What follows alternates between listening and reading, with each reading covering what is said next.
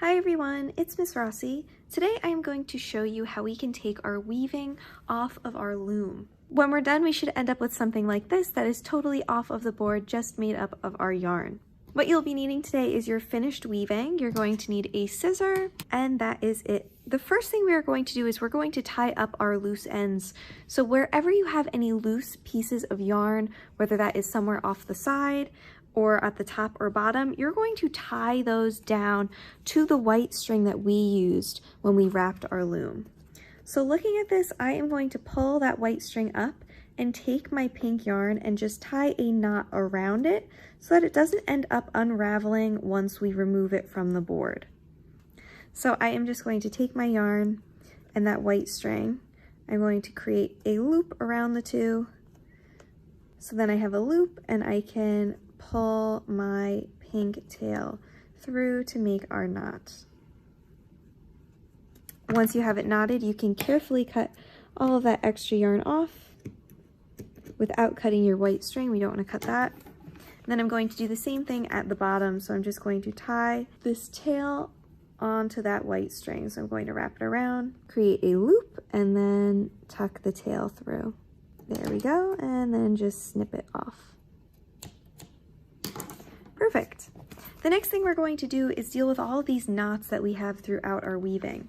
So we are just going to push all of those knots through our weaving onto the back. So you can separate your rows a little bit around your knot and then carefully just tuck it in so then it is sticking out the back, and then scoot your weaving around to fill in those gaps.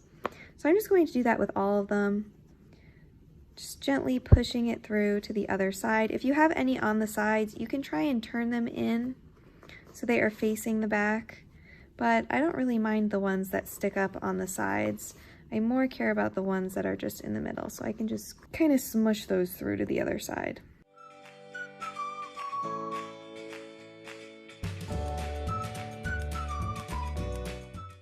So once you're done, you should end up with something like this. Then we can take our tape off of the back and release our white strings. Both of mine happen to be at the top, but you might have one on the top and one on the bottom. That is okay. And the next thing we're going to do is take our weaving off of our board. I'm going to start at the bottom of my board, and I'm going to look at all of these loops along the bottom. And I am just very carefully going to bend my cardboard a little bit and push the loop out. You might want to tuck your weaving up off of the base a little bit to make it easier if it is super tight, but you're just bending in all of these little nubs and taking your loops carefully off. Once you're done, you can bend your cardboard back to where it was. I'm just going to go all the way along the bottom, unlooping my weaving. There we go. So now it's still attached on the top. I do have my loose ends up at the top. I'm going to leave those on there. If you did have one of your loose ends on the bottom where we just unlooped it, you're just going to tie that to one of your loops so it is sealed off.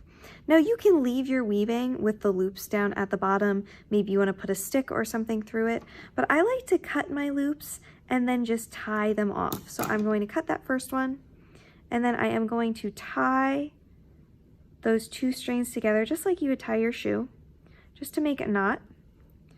And then that keeps my weaving nice and tight towards the top instead of letting it fall down towards the bottom. You can decide if you want to keep these strings hanging as like tassels, or if you want to cut the ends so that it is smoother going along the bottom. It is up to you.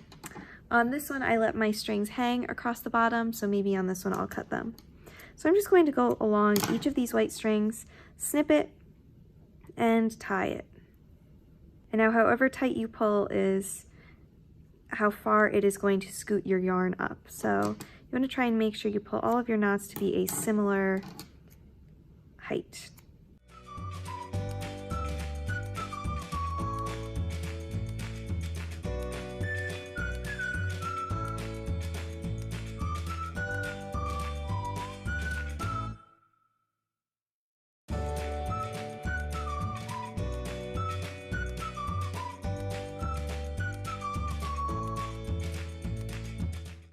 And now my weaving is fully free along the bottom, and it is all sealed off down there too. And the last thing we're going to deal with is the top. So I am very carefully going to pull my loops out from the top of my board along with my loose tails that I had as well. It's a little easier to pop the top off once the bottom is already no longer attached. You just want to be careful with your tails to make sure your weaving doesn't start to fall apart. Now with the top, I like to keep the loops intact, so I do like to push my colors up a little bit and spread my weaving out so that it can fill in those gaps.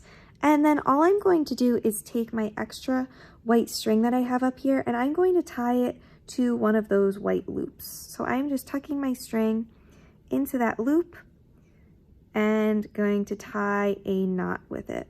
So I tucked my string in there, and I'm just going to loop it back around itself to make a knot and then pull it tight. So now it won't unravel. I can scoop my colored yarn up a bit so that it will hide that part, and then I can tie on the other one. This one, my loop already kind of got covered, so I can pull that back out. Tuck my string through and tie it. And I can cut off that little extra tail that I have left, shimmy my colored yarn up, and then it is all done. You can save your board and always make another weaving on it by rewrapping it and adding more colored yarn on there. But once you are done, you should be left with a nice little weaving that you can hang up or really use for whatever you would like. Maybe if you made enough that are big enough, you could turn it into a scarf. I hope you guys had fun creating your weavings today. Try your best, have fun, and get creative, and I'll see you soon. Bye!